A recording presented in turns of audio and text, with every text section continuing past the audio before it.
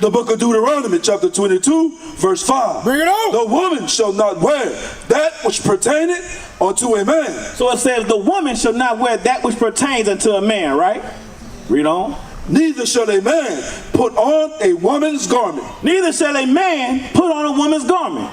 So if you saw a man walking down here with a skirt, mini skirt, or a dress on, what you gonna say? Let's switch clothes. Let's switch clothes, right? As you move around, right? So a man is not supposed to wear that which pertains to a woman. Neither shall a woman put on a man's garments. What's a man's garment that our women wear? Shorts, pants. Read on. Muscle shirt. Muscle shirts. Read on. Listen at this, sis. Don't get carried away. That dog listening. Read on. For all that do so. It says, for who that do so? My sister, you heard what he said? For who that do so? For all that do so are an abomination unto the Lord thy God. You're an abomination. What does that mean? Not godlike. Well, let's show you what an abomination means to God. Read that. The book of Sirach, chapter 15, verse 13. The Lord hated all abomination. The Lord does what? Hated all abomination. The Lord hates all abomination. Right. He's not just going to look at some of them and like, nah, I'm all right with that abomination. I'm cool with that. No, I hate all abomination. Right. So our women walking around here in pants and shorts, I hate that thing. All praise to the Most High, sis. All praise to the Most High. Lord willing, show that repentance. Show what that means. Show the younger sister what it means to be a woman. Right. It says that the aged women likewise be in behavior, right? What you professing right now, you showing the behavior of a righteous woman by going inside to repent. You understand? Read that. Book of Titus, chapter 2, verse 3. The aged woman likewise. Says the aged woman likewise, right? You an aged woman, meaning you older than that baby, right? You an aged woman. Read. That they be in behavior as become holiness. That you be in behavior as becoming holiness. Because what those pants and those shorts, it shows your shape. Your shape is for your husband. Right. Now I understand you don't have a husband, but it is not for sexual attraction. Bring it out. That's what modesty means, not showing sexual attraction. You're not showing no cleavage to every other man out here. You understand what I'm saying? Because a single man, if he know you single, he gonna come up and he gonna stay all up in you. He know you ain't got no man, so I ain't offending nobody. She ain't got no man, so ain't no man gonna worry about her, how she dressing out here. So I'm gonna look all up in her. I'm gonna see all her shape. I'm gonna get free looks all day long. Bring it out. You understand? That's not modest. You understand? Our women are supposed to be dressing modestly. Right. So read it again. The book of Titus, chapter 2, verse 3. Bring it on. Aged women likewise, that ye be in behavior as becoming holiness, not false accusers. Not false accusers. Not out here yapping, gossiping, worried about something's going on down the street, knowing you ain't got nothing to do with that. Not spreading lies. Read on. Not giving too much wine. Not out here drunk neither. Not giving too much wine. Read. Teachers of good things. Teachers of good things. You showing the younger women a good thing by putting on a dress. Damn, sis, why you got on that dress? Oh, the Bible says I'm supposed to be wearing a dress. Right. I'm not supposed to be showing sexual attraction to none of these men out here. Right. You understand? Cause so if you are to follow Christ, if Christ in the sense you don't have a husband, Christ is your head. This is what Christ is saying. Right. Woman dress modest. Right. Because if you're an abomination, I hate you. Right. That's basically what that's saying, sis. Read. That they may teach the young women. That they may teach the what? Young women to be sober. That you be sober so that you can teach the young women to be sober. Read. To love their husbands. To love their husbands. You teaching the young woman to love her husband. The book of Ezekiel, chapter 16, verse 44. Bring it out. Behold, everyone that uses proverbs shall use this proverb. It says everyone that uses proverbs, sis, everyone that uses proverbs shall use this proverb against the children of Israel. Read. Against thee, saying, as is the mother, so is our daughter. You heard that, sis? As is the mother, so is the daughter. You believe that? My mom only got one daughter. Right? But how many mothers you know and you see their daughter, they're exactly the same. You're going to grow up to be just like your mama. Your mama wasn't ish, you ain't going to be ish. As is the mother, so is the daughter. You understand? So time in the area, if you have a woman that grew up without a father, she was the only woman in our household, 9 times out of 10, that little girl gonna grow up not wanting a man too. Your daddy deceased. Hey. Say what? I can't hear what you're saying. Huh? He said all these girls around here ain't. Yeah, because the man ain't shit. That's why. That's why, because the man ain't shit. Bring it on! You know what I'm saying? Where the leaders at? Bring it on! Where the leaders in our community at? Right. Where they at? They not even worried about their paycheck. They worried about their job. They ain't worried about nobody else. This is not your rest. Right. This ain't it. Right. The man got to control that. The man is supposed to control that. Give me Psalm 94 and verse 16. But what a real man at though? What a real man at though? Why we ain't got no community? This is one reason why we ain't got no community around here. Because the men don't want to stand up and be men. Right. You do not know what it means to be a man until you look into this Bible and find out what it says. Psalm 94 and verse 16. Read. The book of Psalms chapter 94 verse 16. Bring it on. Who will rise up for me against the evildoers? So it's saying, who will rise up for me against the evildoers? Who's going to rise up for the Most High God against evil? Read. Or who will stand up for me against the workers of iniquity? A worker of iniquity is those that commit sin. Right. Who's going to stand up against sin? Right. Who's going to stand up and point out sin? Say, no, sis, you wrong for that. Brother, you wrong for that. Who's going to stand up for that? Who's going to live for that? Right. Who's going to show, hey, no, I got to show an example to my brethren. Right. I got to keep the commandments.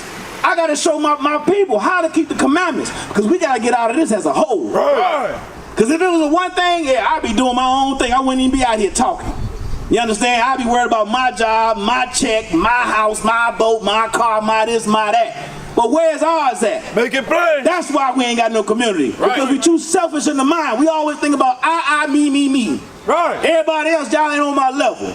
That's the wrong mentality to have. We got to show ourselves a better example to the people. That's right. Read it again.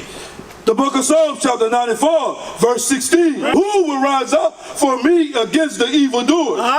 Or who will stand up for me against the workers of iniquity? Who gonna stand up for me against the workers of iniquity? Give me Isaiah 51 and verse 20. Bring it out. This is why we ain't got no community. Read that again. Isaiah 51 and verse 20. Listen at this, Brother Mike. The book of Isaiah chapter 51 verse 20. Bring it out. Thy sons have fainted. Our sons have fainted. Right. If you see a man right now faint out, what's wrong with him? What can he do? He fainted. Whether it be from the heat or whatever he fainted from, he ain't got no water in the system. Whatever you want to say. But this is talking about the oppression that the men live in. Our sons have fainted. Read. They lie at the head of all the streets. The sons are lie at the head of all the streets. Our sons are standing on the corner. Right. Doing what? They fainted. There's no life in them. They standing on the corner doing what? Read. As a wild bull in a net. As a wild what? Bull in a net. You ever seen a wild bull in a net? I'm going to picture the image. A wild bull trying to get caught. Can you tame that wild bull? Bring it out. Can you catch that wild bull? Why you think these young boys right here walking up down the street like can't nobody tell them nothing? Because our old men, they ain't rising up for iniquity. They falling back. They falling out the way. Right. Pretty soon, them young men gonna become old men. And what you think the younger generation after them gonna be? Right. We ain't doing no but swapping places. Teach. Yeah, they was watching us standing on the corner, sitting up doing nothing. Right. What you think they gonna do by the time they get older? Make it plain. Because time don't stop. They just gonna get older. Yeah, they getting away with it being 14, 15, 16 years old, running up and down the street, thinking they calling shots. Because the old men are not checking them. An old man ain't correcting nobody. Right. He worried about what he gonna do. Right. I got money. I got a car. I got a house. I got this. You ain't correcting nothing though. Read it again. Thy sons have fainted. That's why our sons have fainted. Because the older generation are not teaching the young generation what they need to be doing according to the commandments of God. Read. They lie at the head of all the streets. They lie at the head of all the streets. You go anywhere through Thompsonville, our young boys are lying at the head of the street. What they waiting on? Read. as a wild bull in a net. As a wild bull in a net, read. They are full of the fury of the Lord. They full of the fury of the Lord. They right here putting to death. They right here slanging to death. They right here killing each other. As the fury of the Lord. They right here as a wild bull in a net. Right. What they call that? A trap. Right. What they call a dope house nowadays? The trap. Right. That's what I pick. That's what our young men are stuck in. That's what our old men are stuck in. Give me Job 32 verse 9. Bring it on. Job chapter 32 verse 9. Why are our young men fainted? This is one reason why. The book of Job chapter 32 verse 9. Bring it on. Great men are not always wise. When it's saying the great men, talking about the older man. Because the older man is supposed to be the great man. Right. He's supposed to be the one to teach the young generation. Right. The great men, start at verse 7. Read it again. The book of Job chapter 32 verse 7. Bring it on. I said, they should speak. It says days should speak, meaning the longer you live on this earth, you're supposed to have something to talk about. Right. Days should speak. Our sisters right now don't even respect what this brother's saying. Don't listen to him. Right. Don't listen to what he's talking about. Bring it Days should speak.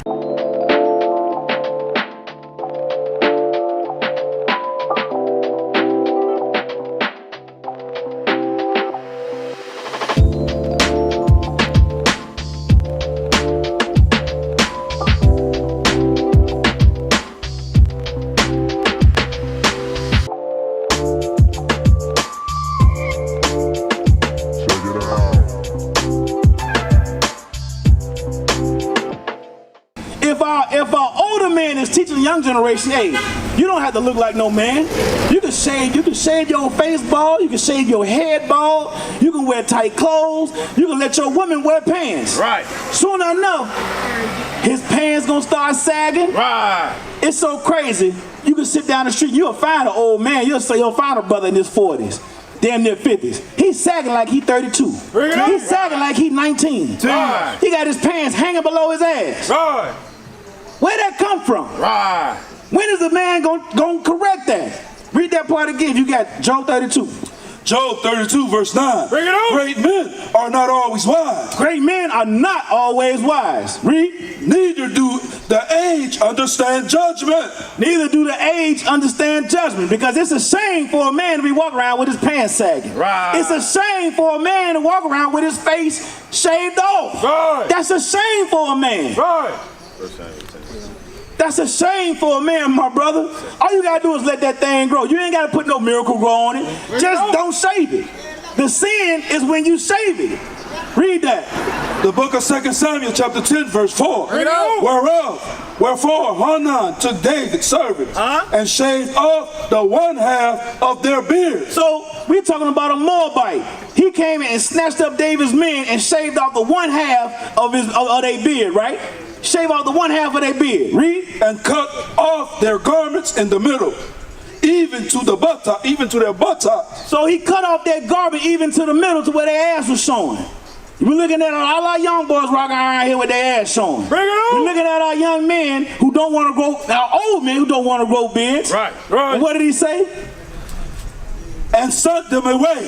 And when they told it unto David. So when they came back and reported this unto David, listen what they did. They shaved our face halfway bald, and they cut off our garments to where our ass is showing. What did the young man say? He sent to meet them, because the men were greatly ashamed. They were ashamed. They had to send word to get to the king. Hey man, we greatly ashamed to come before you because we not in order. We are ashamed. We can't even call ourselves men. It's a shame for a man to walk around here with a bald face. It's a shame for a man to walk around here showing his ass.